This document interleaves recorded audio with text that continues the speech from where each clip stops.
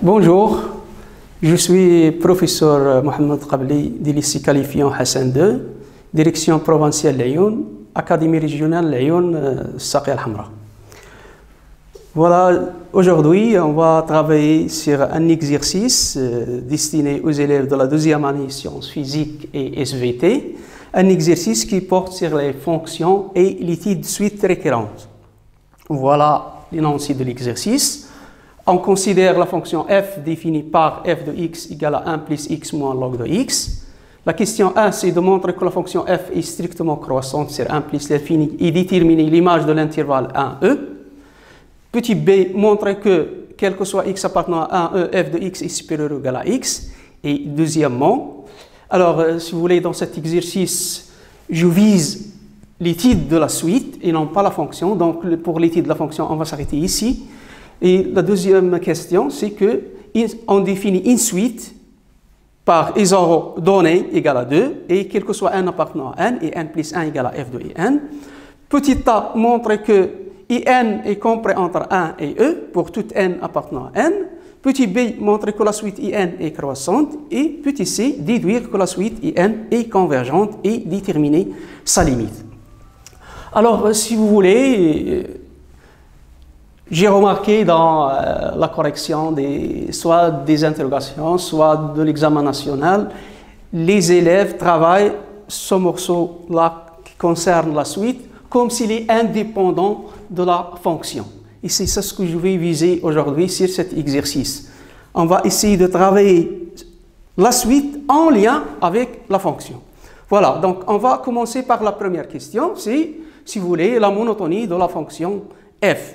La fonction f, regardez qu'il contient la fonction logarithme qui est une fonction, si vous voulez, que vous allez la retrouver. Certainement, vous allez la retrouver dans l'examen national, soit log, soit sa fonction réciproque. L'essentiel, c'est parmi les fonctions qu'on a vues cette année. Alors, vous savez que la monotonie d'une fonction s'étudie en utilisant, si vous voulez, le signe de la dérivée. Cela est à condition que la fonction soit dérivable. Et donc, le jour de l'examen, lorsque vous voulez répondre à la question, mentionnez que votre fonction est dérivable et mentionnez-le en bref. Alors, regardez cette fonction-là, c'est somme de deux fonctions. Une fonction polynomiale qui est 1 plus x, et la deuxième fonction, c'est aussi une fonction de référence que vous le connaissez, c'est la fonction logarithme népérien. Je fais un petit rappel sur la fonction log parce que c'est une fonction qui est intéressante pour vous. Alors, la fonction log, on a dit que c'est une fonction, tout simplement, c'est la primitive de la fonction 1 sur x définie sur 0 plus l'infini ouvert qui s'annule en 1. Et donc, si vous voulez, donc, par définition, son domaine de définition, c'est 0 plus l'infini. Et puisque c'est une fonction primitive, donc, il est dérivable. Et il est aussi continu. Bien.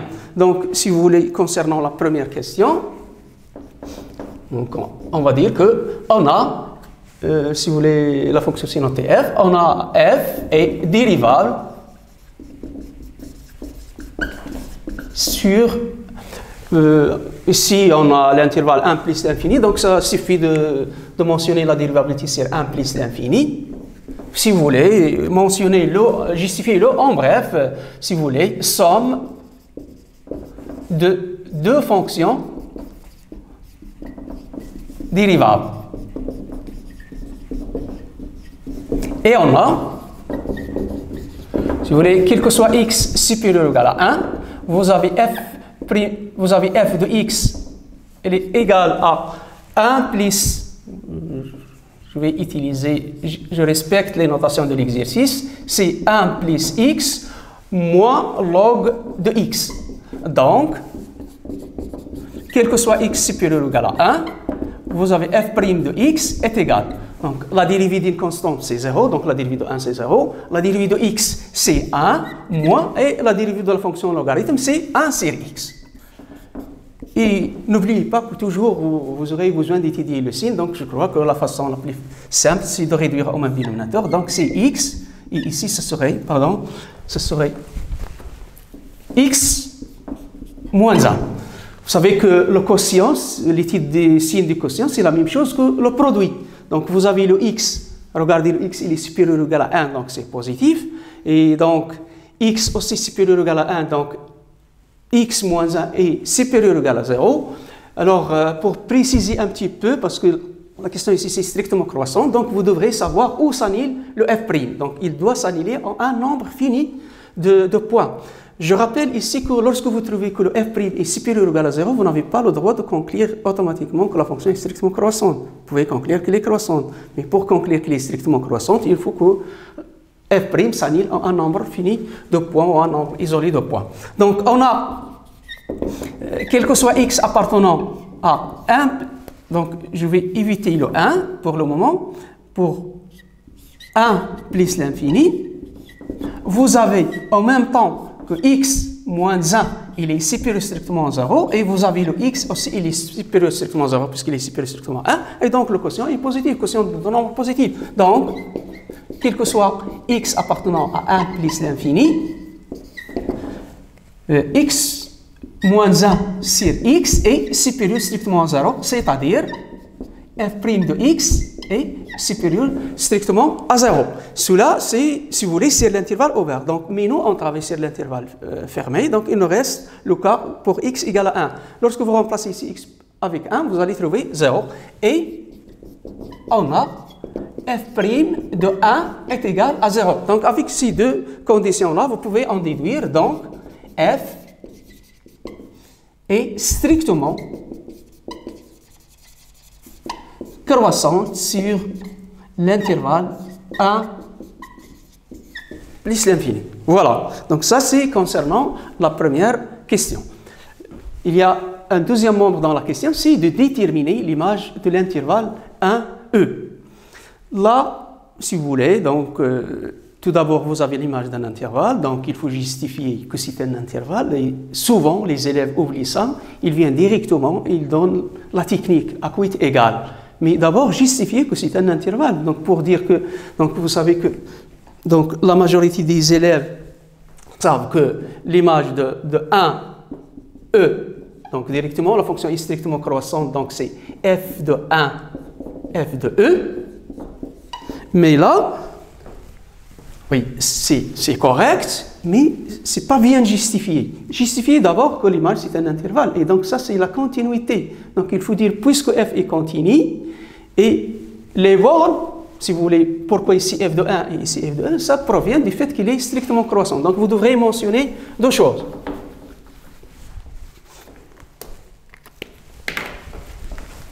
Donc, déterminant f de 1e. Donc, d'abord, on va dire qu'on a la fonction f est continue sur 1e et en même temps strictement croissante et strictement croissante sur 1e. Il est strictement croissant parce qu'on a montré qu'il est strictement croissant sur tout 1 plus l'infini. Donc, f de 1e, c'est en même temps un intervalle, et cet intervalle, c'est plus exactement f de 1, f de e. Et on calcule f de 1 et f de 1 à partir de l'expression. Et on a f de 1, je remplace le x par 1 dans l'expression, donc c'est 1 plus 1 moins log de 1. Donc, je rappelle, comme je l'ai dit, je ne sais pas ce que je l'ai dit ou je ne l'ai pas dit au début, donc log c'est la primitive de la fonction 1 sur x sur 0 plus l'infini qui s'annule en 1. Et donc, par définition de la fonction logarithme, le log de 1 c'est 0. Et donc, ça reste ici 2, car si vous voulez, log de 1 égale à 0. Et f de e, je rappelle, le réel e, c'est quoi? Donc, ça, c'est un réel qui vérifie log de e égale à 1 par définition. Donc, log de e égale f de e, donc c'est 1 plus e moins log de e, c'est 1. Donc, moins log de e qui est égal à 1 plus e moins 1 qui est égal à e. Et voilà, donc, d'où f de 1e est égal à 2, l'intervalle de e. Voilà, c'est très bien. Maintenant, on va passer à la question petit b. Montrez que quel que soit x appartenant à 1e, f de x est supérieur ou égal à x. Bon, finalement, ça c'est comparaison entre de réels, et finalement f de x est un réel, donc vous allez comparer entre f de x et x, donc vous pouvez faire par exemple la différence. Si c'était facile, sinon parfois c'est pas facile, on l'étudie comme fonction. Donc la question petit b, montrons que quel que soit x appartenant à 1e, f de x est supérieur ou égal à x. Donc on fait la différence, donc soit x appartenant à 1e, on a f de x, moi je préfère commencer par ce qui est le plus grand, comme ça vous allez obtenir à la fin quelque chose de positif. Donc je remplace f de x par sa valeur, donc c'est 1 plus x moins log de x et moins ce x. Donc voilà, vous simplifiez et donc vous obtenez quelque chose de facile ici, c'est 1 moins log de x. Et donc on doit étudier le signe de ça. N'oubliez pas qu'on est toujours dans l'intervalle 1 sur e. D'accord? Donc, on va essayer d'encadrer ça. On a x appartenant à 1e, si vous voulez. Donc, cela, c'est équivalent que x, il est inférieur ou égal à 1, supérieur ou égal à 1, ce qui implique, vous passez à la fonction logarithme. Vous savez que la fonction logarithme conserve l'ordre parce que c'est une fonction qui est strictement croissante. Donc, cela entraîne que 0 est inférieur ou égal à log de x qui est inférieur ou égal à 1. Parce que le log de e, c'est 1. Et donc, voilà, regardez que le log de x, il est inférieur ou égal à 1. Donc, c'est-à-dire que 1 moins log de x est supérieur ou égal à 0. Donc, vous n'avez pas besoin de multiplier par les moins et ajouter. Donc, ça, c'est le plus grand moins le plus petit. Donc, ça vous donne quelque chose de supérieur ou égal à 0. Donc, si vous voulez, d'où on a trouvé ça, c'est positif, c'est-à-dire que le premier est plus grand que le deuxième, d'où f de x est supérieur ou égal à x, et c'est ce qu'il fallait démontrer. Passons maintenant à la question numéro 2. Dans la question numéro 2, petit a, on veut... Voilà la suite, j'écris la suite, donc vous avez une suite dont i0, c'est égal à 2, donc c'est donné, et quel que soit n appartenant à n, vous avez in plus 1 est égal à f de in. Voilà, avec, si vous voulez, f de x, c'était 1 plus x moins log de x. La question petit a, c'est de montrer que quel que soit n appartenant à n, 1 est inférieur ou égal à n est inférieur ou égal à 1. Donc la première remarque, c'est que vous n'avez pas l'expression explicite de la suite in. Et donc là, c'est automatiquement, vous allez utiliser un raisonnement par récurrence. Alors, qu'est-ce que c'est que le raisonnement par récurrence? Ça, c'est une propriété à démontrer. Vous commencez à vérifier qu'il est vrai pour le premier élément ici. Donc, le premier élément, c'est 0. Après, vous supposez que la propriété est vraie pour n et vous montrez qu'il est vrai pour n plus 1. Et donc, vous concluez avec le principe de récurrence. Vérifions ceci. Alors, le I0, c'est par hypothèse égal à 2. Et vous avez 2, il est compris entre 1 et e. Je rappelle que e, ce n'est pas un rationnel, mais c'est un irrationnel dans une approximation, c'est 2,71. Donc, petit a, par récurrence, on a, donc première condition, on a, si vous voulez, I0 égale à 2, et 2, si vous voulez, 1, il est inférieur ou égal à 2, inférieur ou égal à e, donc, I0, il est inférieur ou égal à e, supérieur ou égal à 1. Et ça veut dire ici que la propriété est vérifiée pour n égale à 0. Deuxièmement, qu'est-ce qu'on prend? Je prends un entier naturel, soit n appartenant à n, d'accord? Je suppose que la propriété est vraie pour n, donc voilà, supposons que c'est pas la peine d'écrire que la propriété est vraie pour n, écrivez la propriété en elle-même. Donc, c'est-à-dire, supposons que 1 est inférieur ou égal à n est inférieur ou égal à e, et montrons que la propriété est vraie pour n plus 1. Écrivez que ça veut dire la propriété pour n plus 1. Venez ici et remplacez le n par n plus 1. C'est-à-dire que 1, il est inférieur ou égal à n plus 1, inférieur ou égal à e.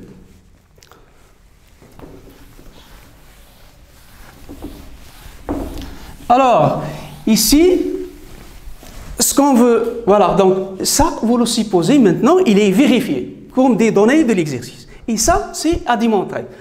Finalement, qu'est-ce qu'on veut démontrer ici? Si vous voulez cette propriété, c'est-à-dire vous devrez démontrer que f de in, il est inférieur ou égal à e, supérieur ou égal à 1. Parce que in plus 1, c'est f de in. Et donc, là, ça a un lien avec la fonction. Donc, ce que j'ai remarqué, que les élèves commencent à 0, ils calculent f de in, ils remplacent et ils commencent à montrer la double inégalité et ils perdent de temps. Alors, cependant, on a déjà étudié, donc il faut profiter de l'étude précédente de la fonction. Donc ici, vous n'avez qu'à passer à f, parce que vous savez la monotonie de la fonction f. Donc, venez ici, puisque la fonction est croissante. Donc, vous dites ici, on a, si vous voulez, on a, d'après l'hypothèse de récurrence,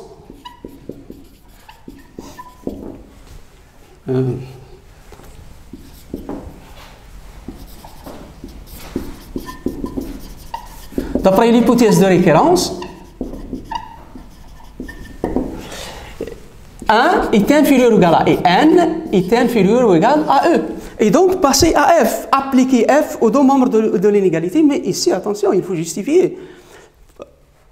Est-ce que vous allez changer l'ordre? Vous ne l'avez pas changé. Donc, ici, il faut justifier. Ben, on sait que la fonction, elle est strictement croissante. Et donc, j'aurai f de 1 est inférieur ou égal à f de n est inférieur ou égal à e. Donc, il faut le dire. Et comme f est strictement croissante sur 1e, parce que je travaille sur 1e, ça me suffit, on a trouvé qu'il est strictement croissante sur tout 1 plus l'infini. Donc, si vous voulez, la relation, j'appelle cette relation étoile. Donc, étoile implique que f de 1, il est inférieur ou égal à f de in, il est inférieur ou égal à f de e.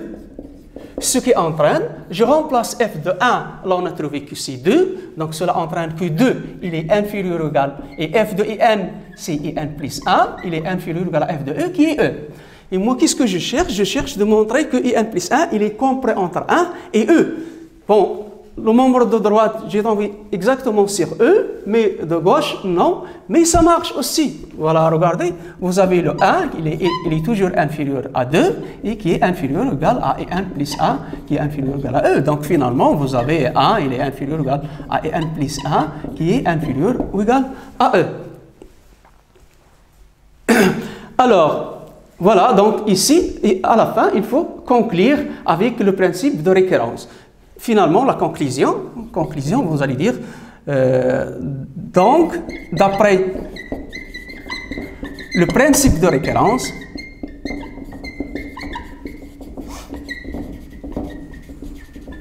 qu'est-ce qu'il dit le principe de récurrence? Il dit que, alors, la propriété, il est vrai, quel que soit n appartenant à n. Et là, je dois insister sur ce suivant. Donc, le principe de récurrence, on a quel que soit n appartenant à n, et là, si vous n'écrivez pas ça, donc ce n'est pas la peine de faire cette conclusion. Cette conclusion devient insensée, donc ça n'a pas d'importance. Le plus important dans le principe de récurrence, que ce qu'on a fait vous permet de dire que la propriété est vraie pour tous les n. Donc, essayez d'écrire ça.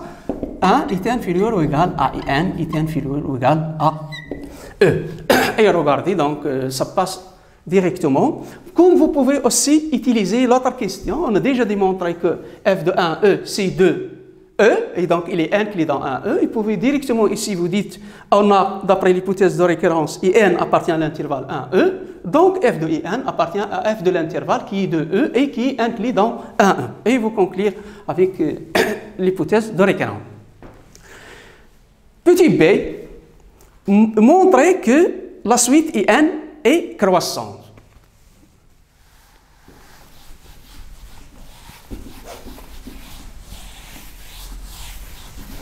Là, il ne faut pas croire que la monotonie de la suite est la même chose que la monotonie de la fonction. Ça, c'est archivement faux. Donc ça, c'est pas vrai.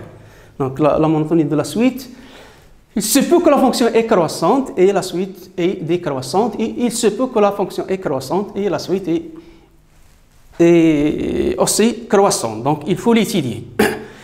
Donc petit b,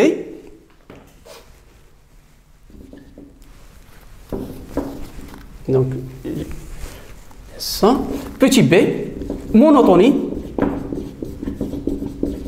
de IN. Alors, la monotonie de IN, c'est-à-dire est-ce que la suite est croissante ou bien décroissante. Donc, vous devez comparer entre IN et IN plus 1. Donc, je prends un entier naturel, soit N appartenant à N. Alors, donc, on a dit qu'on doit comparer entre IN et IN plus 1. C'est-à-dire quoi? Le IN plus 1, c'est F de IN. Et donc, on est habitué à, si vous voulez, faire la différence entre IN plus 1 et IN, puis étudier le signe. Mais ici, si vous voulez, comme je l'ai dit au début, donc il ne faut pas travailler ce morceau concernant les suites indépendant de la fonction, mais c'est un problème là, donc il faut relier avec les questions précédentes. Regardez, vous voulez comparer IN et F de IN, mais regardez cette question-là.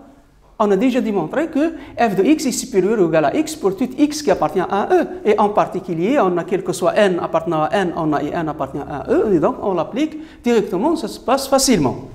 Voilà, donc on a, si vous voulez, d'après la question 1, d'après la question 1b, on a d'après 1b, et quel que soit x appartenant à 1e, f de x est supérieur ou égal à x. Et comme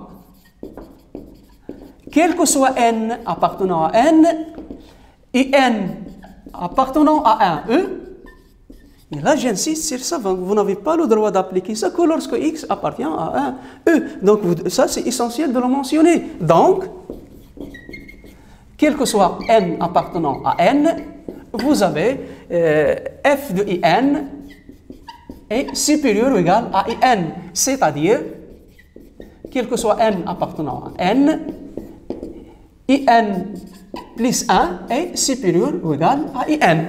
Et donc, si vous voulez, cela signifie que la suite est croissante qu'on veut, d'où IN est croissante. D'où la suite IN est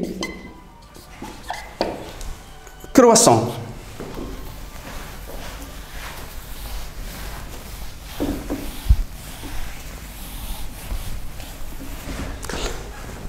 Petit c, déduire que la suite IN est convergente et déterminer sa limite. Alors là, on va utiliser, tout d'abord, il y a une question sur la convergence. Je rappelle qu'une suite est convergente, ça veut dire qu'il admet une limite et que cette limite est finie. C'est ça la définition. Et là, on va étudier, si vous voulez, donc, les critères de convergence. Vous savez que lorsque une suite est croissante et majorée, alors elle est convergente. Et concernant la limite, vous avez un théorème concernant la suite IN plus 1 est égal à f de IN. Donc on va justifier tout d'abord la convergence. Donc regardez la suite, d'après ça, elle est croissante, et d'après ceci, il est majoré par E. Une remarque aussi, si jamais vous n'avez pas arrivé à répondre à cette question, vous ne serez pas bloqué. Ici, vous pouvez gagner les points sur cette question-là. Vous dites d'après A et B, la suite IN est majorée par E et croissante, et donc elle est convergente, et vous gagnez le point de cette question. Donc, c'est la question numéro C. Donc, on va dire qu'on a, d'après ce qui précède,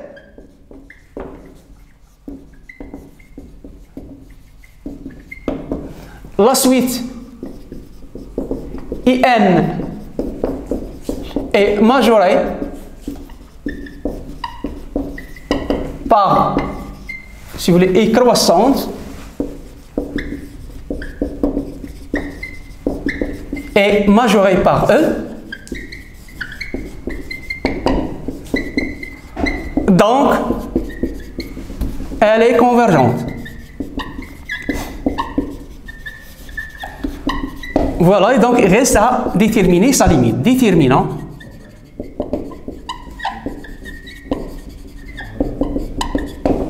là, je rappelle un théorème.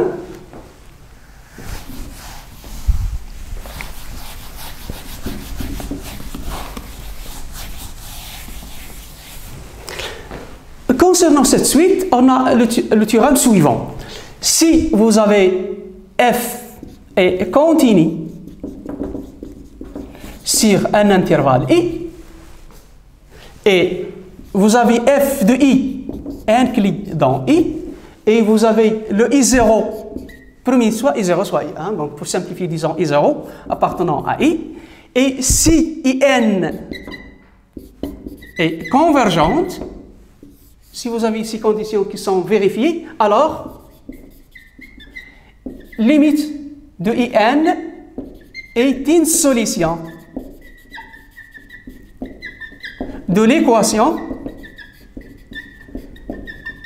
f de x égale à x. Je répète, vous avez la fonction f continue, vous avez l'image de in qui est dans i, et vous avez le i0 appartenant à i, et in est convergente, alors la limite de in est une solution de l'équation f de x égale x. Là, je dis ici que moi, je suppose que le i soit fermé. Un intervalle fermé, pourquoi? Parce que ça me garantit que la limite, lorsqu'il existe, il appartient à i. Bien, alors, je m'explique ça sur un schéma. Ou bien, je vais tout d'abord, je vais vérifier ces conditions-là dans cet exercice et on va essayer de l'expliquer sur un schéma. Regardez la première condition, donc on a déjà f, donc on a, ça c'est la question, voilà, on a f est continu sur un e, donc, si vous voulez, somme de fonctions continues, on a déjà dit que les dérivables sont de deux fonctions continues. Voilà, ça premièrement. Deuxièmement, on a f de 1e. Donc l'intervalle avec lequel je vais travailler, c'est 1e, parce qu'on a déjà démontré que tous les termes sont dans 1e. Il est inclus dans 1e, parce qu'on a trouvé que c'est 2e, donc il est inclus dans cet intervalle. La troisième condition, on a i0 est égal à 2 appartenant à 1e. Et la quatrième condition, c'est que la suite est convergente. Et on a in est convergente. Donc, d'après le théorème du cours, la limite de in est une solution de l'équation f de x est égal à x. Et on va résoudre l'équation.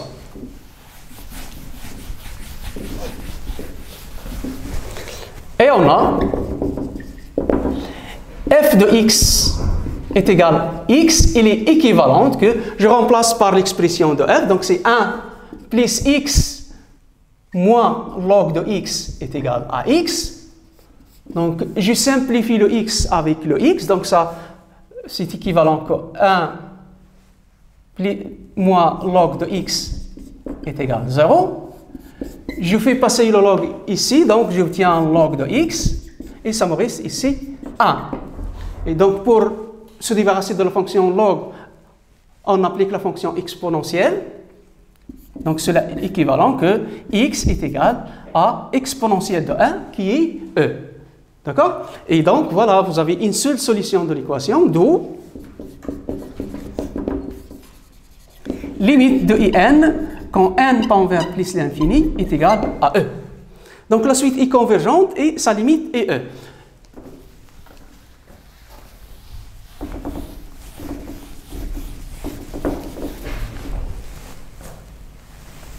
Voilà, si vous voulez, graphiquement, ça vous l'avez vu dans le cours. Donc, le théorème, il dit que la limite de in est une solution de l'équation f de x est égal à x. Donc, cela signifie quoi? F de x égale à x graphiquement, imaginez-vous que vous avez par exemple, c'est ça la courbe de la fonction, par exemple. Et f de x égale à x, donc x, la courbe c'est une droite, voilà. C'est ce qu'on appelle la première bisectrice, donc ça c'est y égale x, d'accord? Et ça veut dire ici que j'ai dit que donc, la limite de la suite, c'est solution de l'équation f de x égale à x. F de x égale à x, graphiquement, c'est, si vous voulez, les abscisses des points de rencontre entre la première bisectrice, qui est la droite d'équation y égale à x, et la courbe c de f. D'accord? Donc ici, voilà, par exemple, dans ce cas que j'ai pris ici, vous avez deux points. Donc les solutions, ce soit celui-là, soit celui-là. Donc si vous prenez ici, par exemple, si le I0 c'était ici, donc si vous voulez, voilà, donc ici, on projette ici, et pour avoir I1 c'est l'image de I0, donc je projette ici, donc j'obtiens ici I1. Donc pour représenter I1 sur l'axe des abscisses, là va intervenir cette droite-là. Vous savez que ce point-là, puisqu'elle appartient à la droite d'équation y égale à x, donc l'abscisse égale l'ordonnée. Donc si vous projetez ici, vous allez avoir I1. De même, si vous voulez déterminer I2, donc vous calculez l'image de 1, donc vous projetez sur la courbe, puis sur l'axe des ordonnées, et voilà, donc ici, ça c'est I2. Ce point-là, donc à l'abscisse égale l'ordonnée, donc vous allez avoir ici I2. Et finalement, si vous voulez, donc vous avez quelque chose comme ça. Donc on a obtenu I1, puis on a obtenu I2. Donc la technique c'est comme ça, vous projetez sur la droite, sur la courbe, sur la droite et ainsi de suite, et vous remarquez que vous êtes en train de se déplacer sur ce point, et c'est l'abscisse de ce point qui serait, si vous voulez, la limite de la suite. Si par exemple vous avez deux solutions, comme ça vous allez se débarrasser de ça. Ça c'est la première remarque. J'ai dit aussi que ici, regardez dans cet exemple que j'ai pris, regardez que la fonction elle est croissante, cependant que la suite elle est décroissante, que les termes de plus en plus ça devient plus petit. Voilà, donc si vous voulez, la séance est achevée et je vous remercie.